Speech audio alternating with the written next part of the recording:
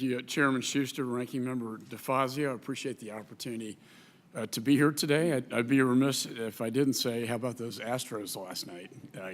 Being from my home state of Texas, we're proud of that. But this hurricane unleashed fury on my home state and devastated many homes and communities in and around the district. After the storm, I toured much of the wreckage. Some of the images were absolutely horrifying. Roads were flooded, homes were destroyed, and sadly, many people lost their lives. I think this image says it all. It's kind of like the Iwo Jima of Harvey. You have a Department of Public Safety, a Marine, Coast Guard, and a Texas Guardsman, all in this vessel saving lives. My grandfather survived the 1900 Galveston hurricane. 10,000 people were killed. In this event, we saved 20,000 lives. So that's, I guess, if there's any good news out of this story, it was the lives that were saved and how the community came together. Our first responders answered countless calls, sprung to action, saving, again, 20,000 lives. Volunteers from churches, shelters, other civic groups became heroes during this grave time. And Texans from all walks of life came together to help their fellow Texans. One other, I think, image. This is Katy High School in my district. That became a forward operating base for the Texas Guard and active duty in service who rescued the lives in the greater Houston area and then sprung into action into Beaumont and other parts of my state. As the waters receded, the extent of our damage to our community became crystal clear.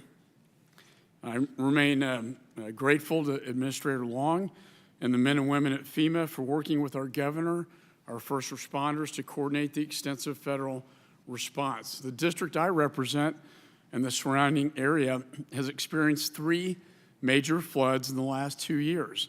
More specifically, the flooding has become a major problem around the Cypress Creek and Addicks and Barker reservoirs. Chairman Schuster, I know you accompanied me down to Texas, and I appreciate you coming down to see firsthand the effects of this devastating hurricane. And as you can see from this map, I think this map really says it all about where we are with infrastructure in the United States and in my home state. In 1940, the Army Corps built the Barker and Addicks reservoirs. That's what you saw, the controlled spillage that then went into Buffalo Bayou and then into downtown Houston. But where the whole thing emanated was in Cypress Creek, that's outlined in red in my district.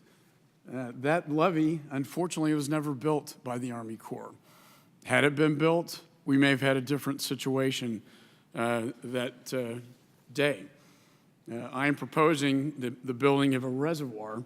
I think this is preventative infrastructure that can stop this kind of flooding in the future, and I think that's what this committee is all about, and I think committed to.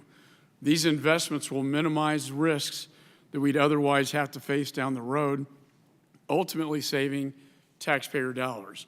And that's why I'm working with FEMA, my governor, local officials, and colleagues to identify options for flood mitigation to protect the greater Houston area from future disasters. 2 ways I think Congress can help in these efforts will be to harmonize the approximately 40 types of mitigation and recovery assistance and work to address duplication of project issues so states like mine can utilize federal assistance most efficiently and effectively. As it stands, states would benefit from a congressional waiver of existing law that would allow federal entities the ability to provide funding to local governments for projects that are receiving other sources of federal funding in order to expedite critical disaster recovery projects. When communities are dealing with disaster recovery, the federal government should not be an obstacle to overcome, but a resource to help people put their lives back together. It's extremely important that we review the lessons learned from local, state, and federal coordination when it comes to response efforts in the wake of these disasters, but we must also discuss our most pressing infrastructure needs so we can minimize unnecessary damage or loss of life when the next disaster strikes. We cannot afford to wait. I cannot afford to wait 10 years to have the Army Corps of Engineers build this reservoir. Study upon study upon study. So Chairman Schuster, Ranking Member DeFazio, I look forward to working with you and the members of this committee to have a more expedited process that makes sense to help rebuild Texas, to make sure this never happens again. And with that, I yield back. I thank